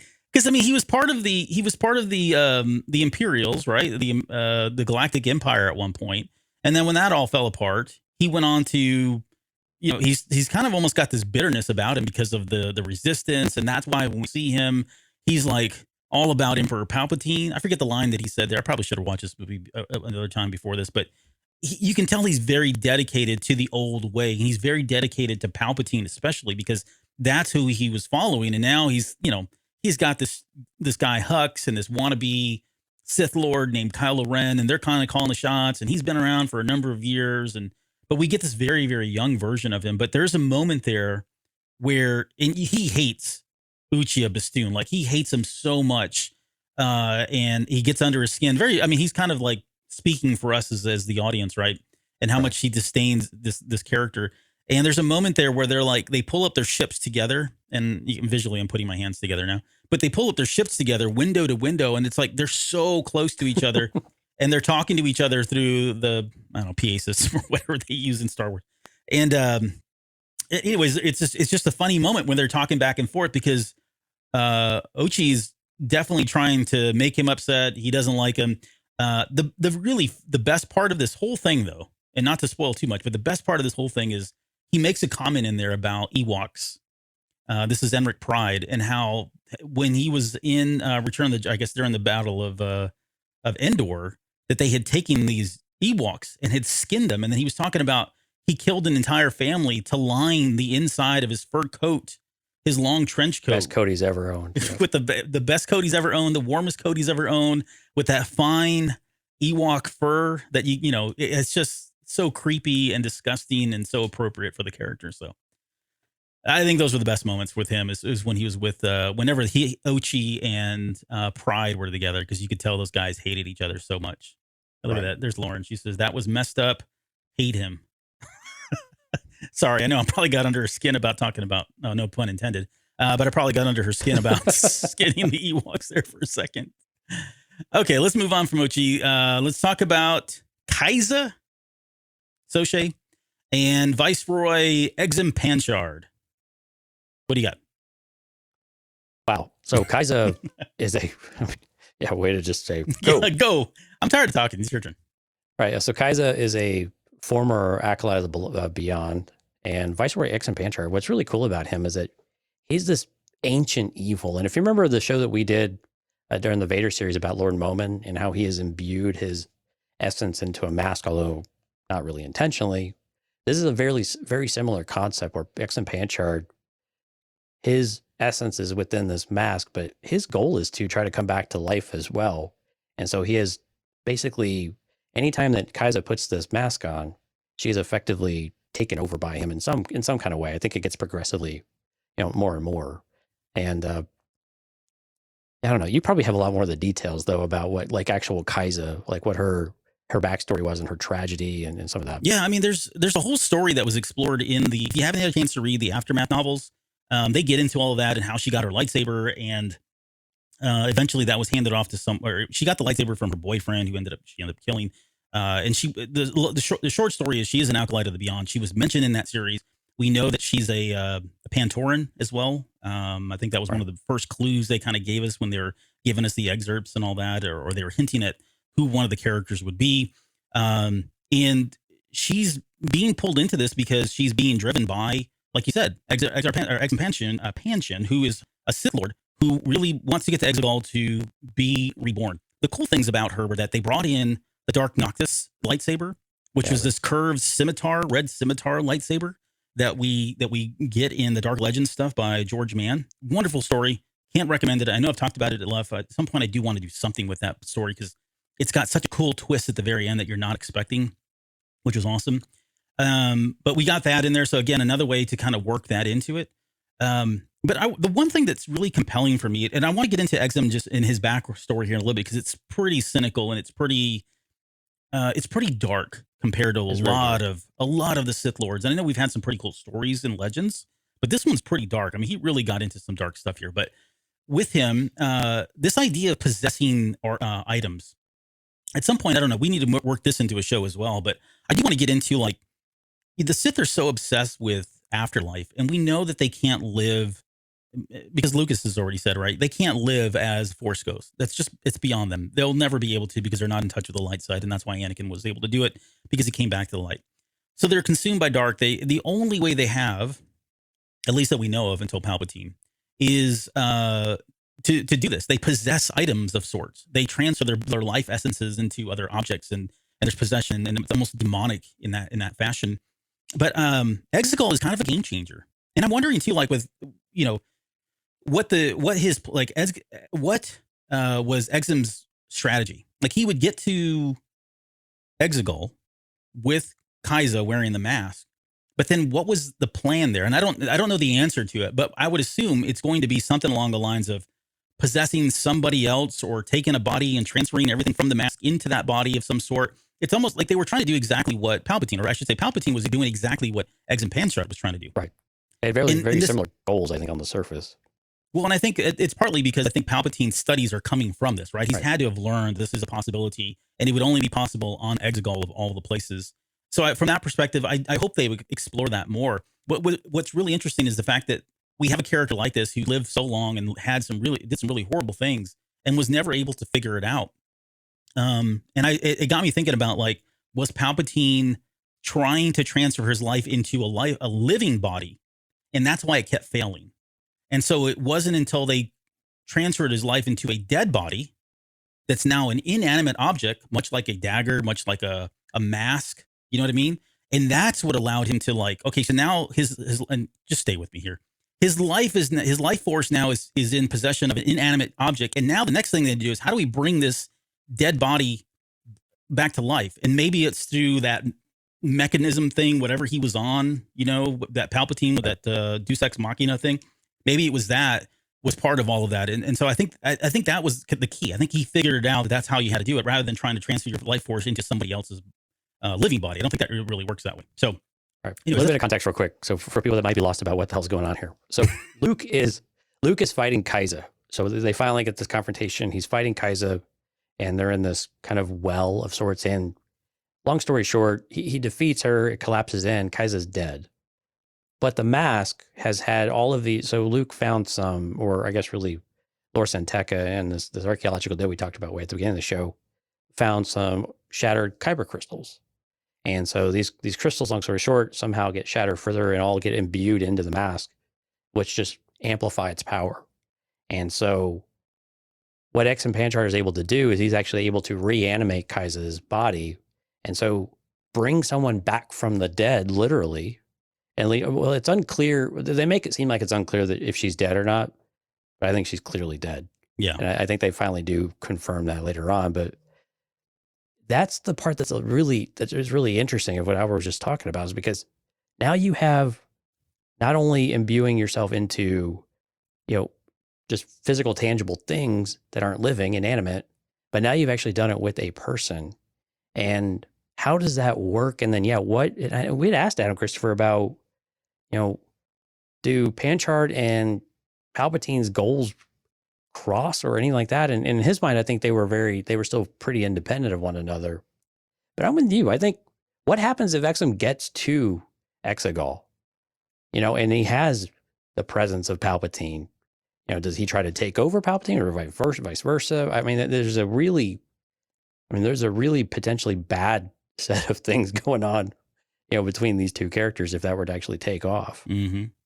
But I again, like you said, this is a pretty sadistic guy. The stuff he's done in the past, I think he's it was like 1,000 years old or something. I mean, he's called an ancient evil.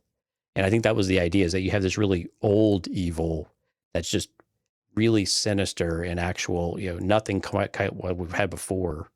And so where it really feels different than anything you've ever experienced. And so when Anakin shows up at a Force Ghost and has to rescue Luke, like Anakin is all distorted and everything else, Mm-hmm. and can't maintain his presence because of this distortion in the Force. And so it's a really interesting power that he has, and just how persistent and pervasive this power can be across, the distances and in the Force and everything else. So it was a little confusing at first to try to kind of figure some of that out, but I think overall I liked where they finally went with the character, and really did feel like a really formidable force. Yeah, I think. I see what you did there. I actually enjoyed like that part of the book when he's talking about, like, there's moments in there where we get these flashbacks, and I'm curious as to how it came out in the audiobook, but as a reading the book, I thought it worked really well. But he was cutting to these flashbacks, and you're getting visions of what Panchard had gone through in his life and how sadistic he was. I mean, he just, in a nutshell, he killed everybody and labored and butchered them and just loved. He relished in the idea of just slaughtering people and their blood spewing everywhere and getting all over him. I mean, he was just obsessed with it, right? And these are people that were serving him. I mean, he's just absolutely pure chaotic evil in a lot of ways. And even with like Palpatine, we talk about this all the time, not to bring Dungeons and Dragons in this, but we always said that Palpatine's at least lawful evil, right? There's a level of lawfulness there. Because he knows that he needs that in order to kind of maintain control of the galaxy, where somebody like Panchard, he's purely chaotic evil. He just kill anybody at all times and enjoys it and loves the fact that he was doing it. But we had lots of flashbacks where he did this. It wasn't just like one or two. It was like 3 or 4, if I remember. So from that regard, I did enjoy how sadistic he was. I wish they would do more with this character. I wish we could get more of that character, because I think it's a really dark place for Star Wars to go. And I've always been kind of a sucker for that stuff, even though I know it's probably a far cry that we'll ever see anything like that. But to kind of bring it back to the book, and at least at the very end, eventually the mask gets cut in half. Luke cuts it with, there's a cool moment in there where they're having a lightsaber battle. I don't know if you remember this, where it's the scimitar. So it's the Darth Noctis lightsaber, so the curved red scimitar. It's Luke's green lightsaber, and then Comat pulls out her lightsaber. And so you've got this clash of red, white, and green. And the way he was describing that battle was really cool. Like, I loved the way that would look. So I would really wish that we could get this like on a comic book form of some sort. At least get some sort of artwork for it. Yeah. But the mask is cut. I mean, Luke eventually breaks the mask or cuts it in 4 pieces, and that ends allegedly. Like, I have questions now because he doesn't really tie anything up. I mean, we're just kind of left to assume that that's the end of Eggs and Panchard, but I mean, maybe there is more. Maybe there's more that could still happen there. And Luke takes the mask and locks it away in whatever the new version of the Bogan collection, I guess is. Oh, that lost Bogan collection. It's got all kinds of cool trinkets in it. He's got a vault down there in the basement of the temple. Yeah. Like every other good Jedi temple should have. We'll talk more about this guy and Kaiza and the Alkalites of the Beyond. There's enough here, I think, that we could start throwing some stuff together. Okay, but let's wrap up by talking about the last character that at least I want to talk about for this episode, and that's Comat and KB68. We've already mentioned Comat as being this former Alkalite of the Beyond. She had a relationship with Kaiza as well, so we know that they knew each other. I think at one point she referenced her as she used to be her sister, right? So there was some kind of a bond there. I wouldn't say it was super close, but they knew each other. I think that might be just how they talk. I think that's how the brotherhood works or something like that. Okay, yeah, that's fair. But she definitely knew her. And she is now a character who has been converted thanks to Luke Skywalker. Like, he's helped her get past all of that. We mentioned earlier at some point, he kind of very nonchalantly throws in there, oh yeah, I went and helped her cleanse her sabers so they're white, or her lightsaber so it's white now. And I'm thinking, okay, where's that story? I want to know what that's like. But we know Luke knew her. And so at some point in the book, they need to track Ochia Bastoon. And there's a whole bunch of science in there, which I won't get into as far as how they do it with the particles and all that. But they go to this planet because they know that she has this kind of innate ability. Like, it's not even like I don't know if it's a force ability of some sort, but she has an ability, a natural ability to be able to kind of detect where ships are based on these particles that are emitted from engines. And again, kind of weird science fiction type stuff. But she's living on a planet of all places, a planet that was ravaged by the wars, right? And there's a Mon Calamari ship that had been crashed on this planet that she's living in. And this Mon Calamari ship it's like malfunctioning. It's emitting this radiation type of field. Yeah. The whole planet is like covered in radiation. And so when Luke and Lando get there, they're like immediately getting hit with this radiation. They have to wear certain suits and all that stuff. But she somehow found a way to live there. And she's got this really cool theme that part where she's talking about how, it. Yeah, like exactly. She's farming it. Like she's turned something awful into something good, right? Going back to that whole rebirth thing. I mean, that planet was pretty much gone until she got there and she found a way to kind of rebirth the planet, if you will.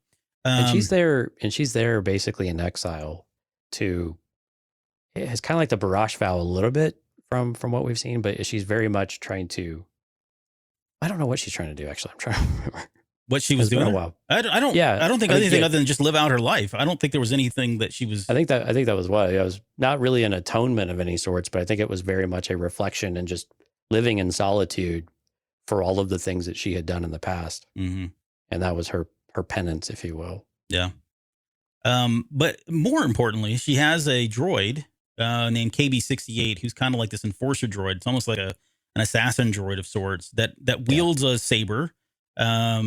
She's able to kind of fight with it at all times. The droid can fight with that lightsaber or the blade, and it's like a weapons master almost of sorts. Right. And there's a moment there where I know Lando was checking her out. Like he's like enamored by her. Like this is his next love. Forget. Well, but he also snuck a look at Comat there too. Yeah, but that's not his thing. He's all into the droid stuff. And this is just like his rebound for L337 or whoever he's been with. Lando takes pansexual to a whole nother level. Yep. But yeah, he was just like, there's a moment there where I think she saves his life. Like she comes to his rescue. And you remember the moment, I don't know if you remember Conan. I hate to bring in old movies here, but Conan, there's a moment in there where the woman that he loved comes back as kind of like this god and like saves him. And he looks up and she's sitting there in all this shiny armor and there's a glow and halo around her. That's exactly how I envisioned KB-68 looking to Lando when she comes in and saves him, because he's on the ground, he's taking fire, and she just comes and saves him. But I think she was checking him out too. So I've already shipped them. I mean, that's just the way it happens, but. Could I tell you what song popped in my head as you described all that? Oh, sure. What song is that? Whitney Houston from The Bodyguard. Yeah, I can see that. Yeah, it's not a far cry from that. I mean, that's exactly what I will always love you. I will always love you. Lauren says she's trying to have peace with her cat. That's right. She's got a Targon. Yeah. So again, I don't think we had those until the High Republic. So. Right. Giant lion looking things. Yeah. Lena So with her little two line. But yeah, she has that cat too. So there's a lot there with Comat. She plays a pivotal role, but certainly a smaller role in the grand scheme of things. But the cool thing was, if you listen to the interview or watch the interview, it did sound like there was potential here for more Comat storytelling, whether it be before or after. He wasn't allowed to talk about something about it. Yeah. Wink, wink, nudge, nudge. Okay, so if you're a Comat fan, pretty good chance that we'll get something. I don't know what that's going to be just yet. Don't get him in trouble, man.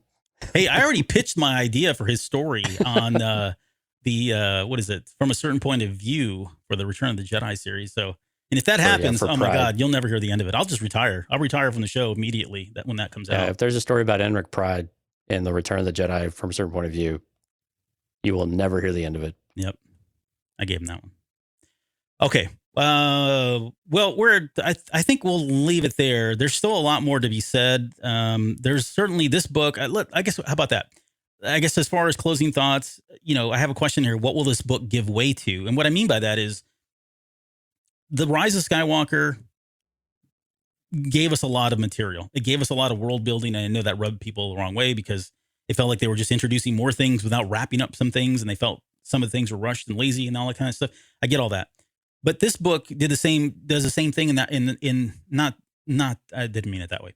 This book did lay down some things that we had not considered. It introduced us new things like Comat, for example.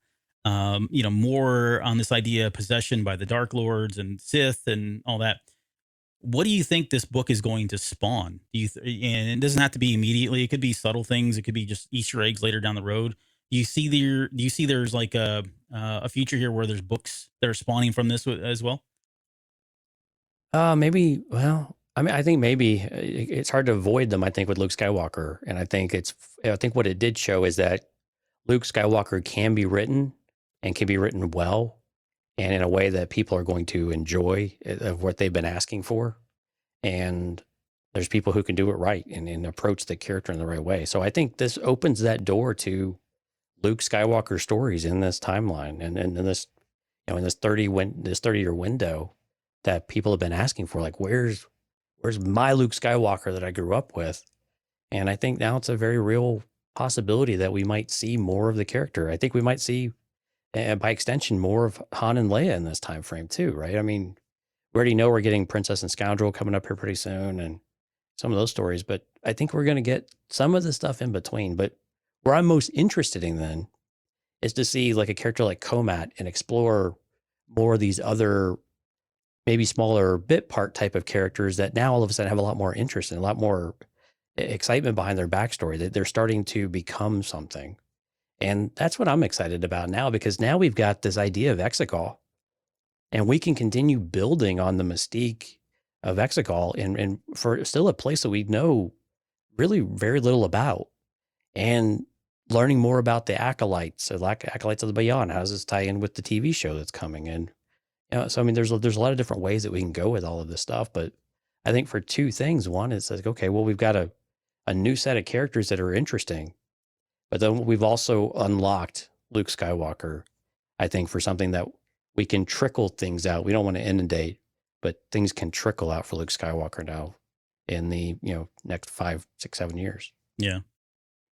I'm with you. Like, I agree on all that. I mean, Exegol is fascinating even more so than it was. There was a lot of that in here, which I was really happy to read about, know more about. I would like to see that explored. Maybe we will. Maybe Acolytes of the Beyond, because Exegol has been around forever, right? This wasn't something that just recently popped up in the last 20 years. It's been around for eons, and it can weave in and out of material at will in any timeline, right? Yeah. The whole Acolytes of the Beyond, I think, are fascinating. I'd like to see more of that. I know we had some of that in the Aftermath series, of course, but they've both of those, in my opinion, have just, this book, it brings much more life to that. Lando and his daughter, we've talked about that. I mean, that would be potentially something I'd like to see kind of spawn out from this. The Comat and KB68. I don't even think it needs to necessarily tie into this, right? She could do anything. There could be any story that has her in it, and I would be interested, because I think he did such a good job of introducing a very interesting, intriguing character, especially one that used to be an Acolyte of the Beyond and has now had, has got this white lightsaber, and like, what is she doing with it? I mean, she's doing nothing right now. We know that, right? Chilling with her cat. But what's her call to action, and what's that going to look like when it does happen, and what time frame is that going to happen in? Which would be another question there. And then Luke is as kind of like this relic hunter, almost like an Indiana Jones. I mean, we kind of knew this was happening. We knew that from the video game Battlefront 2. Right. He was kind of going around and looking for these old artifacts, and he was collecting them all. And we just know that's been happening. But there was something about the very beginning of this book where they were at that archaeological dig site that got me thinking, well, if he doesn't do it, then maybe it's Beaumont Kin. Maybe we get stories of Beaumont Kin where he's going around and now he becomes the Indiana Jones and all that. I mean, it's Dominic Monaghan, or is his name? Monaghan. Yep. He just posted something on Twitter. I don't know if you saw this, like 2 days ago, like hinting that Star Wars stuff was coming. I don't know. I'm sure it's related. So maybe they do. Maybe they find, I mean, he's only a student in this book, and he's like an archaeological student. And I'm not saying they're going to go down the Indiana Jones path. I was already envisioning him with like a, scruffy looking beard and, the fedora, but in Star Wars. But no bullwhip, because they don't have bullwhips in Star Wars. Would be, yeah, well, they do. They have it'd be a light whip. Yeah, exactly. We saw them in Bad Batch. That's right. So yeah, they can do it. Another idea. Look, free of charge. Handing these things out just left and right. Okay, so the last thing I'll say about the book is, I guess, my overall kind of closing thoughts. And Adam Christopher, I thought he did a really good job. He wrote a really good Star Wars book. It did remind me a lot of like the good Legends, like the really good Legends books from that regard. The criticisms that I have were probably about Uchiha Bassoon, which I don't think was really his fault. I think in the middle, it kind of felt a little slower. Like that first third of the book is Yeah. just so, like, there's so many references and so many things that get you really excited. And it does crawl a little bit in the middle. And then it it's when picks they're up. crossing paths, and if it's that middling part that always kind of struggles, and then you finally regain your footing, and then you're off and running again. Exactly. Yeah, and because the ending and the beginning were so strong, it's hard not to recommend this book to anybody. But I think Right. the one thing, and we've kind of skirted around this, haven't really talked about it too much, is I think this book does a really good job of, and I use this word a lot lately, but it's true. It does a good job of recontextualizing the rise of Skywalker, some of the events from The Last Jedi. I mean, he threaded a very fine needle here in connecting everything from the prequel trilogy to the original trilogy to the sequel trilogy, giving us a lot of the backstory that people are now using as, weaponizing as fixing, which I don't believe that is. But he did a really good job of just kind of bringing all of this in. And I think it does really well for the Rise of Skywalker. So if you had problems with that movie, I think going back and reading this book and then watching the movie, which I've not done yet, I'd love to come back and talk about this or maybe just post something about it. But I really want to go back and watch The Rise of Skywalker. I just haven't had a lot of time here recently. But now that I haven't read this book, I want to go back and watch that and see what it does, because I've seen many people who have maybe not come around completely to The Rise of Skywalker, but they certainly have much more appreciation because of what Adam Christopher's done. And I mean, what a way to leave your mark on the Star Wars legacy, right? Than going in and making people reconnect with that movie in a way they didn't when it first came out. Yeah, absolutely. Well, I think a couple of things you've used before is this book felt cinematic. Yeah, It really did feel big and grand, and very and like you're watching a movie play out, but on the page. And I think that's a really huge compliment. And whatever you say about Adam Christopher, whether you like his writing or not, you cannot argue how much this guy knows about Star Wars. yeah, And man, just his breadth of knowledge and how much he loves Star Wars. I mean, it's hard to talk about something that he doesn't know about. It's crazy. This guy seems to know everything. So it's really cool that you feel like someone that you have this camaraderie with, of just how big of a fan you are. And is so, man, he's just so level-headed and so easygoing and likes having conversations. I mean, you just can't help but want people like that to succeed. And especially when they write really good material and have really good material. I'm hoping this is, very much a first of, these larger opportunities for him to continue to expand, writing novels in the Star Wars universe, because I for one would be happy to pick up the next one, whatever that might be, because yeah. when he gets an idea, I mean, with that breadth of knowledge and appreciation for all things, whether it's canon or not, no matter what timeline you're in, there's something there that he can pull out of it and make into it. And I think that's a really unique set of skills. And for someone he's just a super quiet guy, a sweet guy, just going along, trying to have fun, make his own mark in Star Wars, and do it in the right way. And it's hard not to root for people like that. And Yeah. I think this book is it's hard not to recommend this book, because it's so important to make sense of some of the sequel trilogy. And I know he didn't really set out to do that. Right. I That's know important. That's important note. So go ahead. Yeah. He did not mean to do that. It wasn't his intention to do anything. He really actually wanted it to be kind of more of a standalone, like in between movie. Like he was writing a movie, what happened in the in between years between Return of the Jedi and Force Awakens. Now, and he didn't realize at the end of the day that he ended up writing a sequel and a prequel at the same time. But I think we're all the better for it, because I agree with you. When you rewatch, I'm going to guess probably Rise of Skywalker more so than Force Awakens, but both of those, I imagine you're going to have a much better appreciation. And my guess is you'll probably enjoy them a bit more, knowing that you had these, but you couldn't have all this beforehand, like you said earlier. Exactly. Yeah. It would have spoiled everything, because then you would have known that Dathan was Palpatine's kid and Rey was, what was it, Palpatine? So all of those questions and all those debates and all that fun that we had, regardless of how frustrating it may have been at times, none of that would have been possible without some of that. And then books, this is where books in particular really do come in help you appreciate some of the things a little bit better. And you can call it fixing if you want. It's definitely enhancing and adding. But I think it was done in a certain way. They're like, that makes a lot of sense. That actually works. I could see that wasn't shoehorning it in. Like, that actually works. And I think that's a testament to the flexibility that Lucasfilm gave Adam Christopher, but also just Adam Christopher's, ability, interest, and fandom going in here of what he wanted to tell and how he was able to do it. Yeah, I know. Well said. I agree with all of that.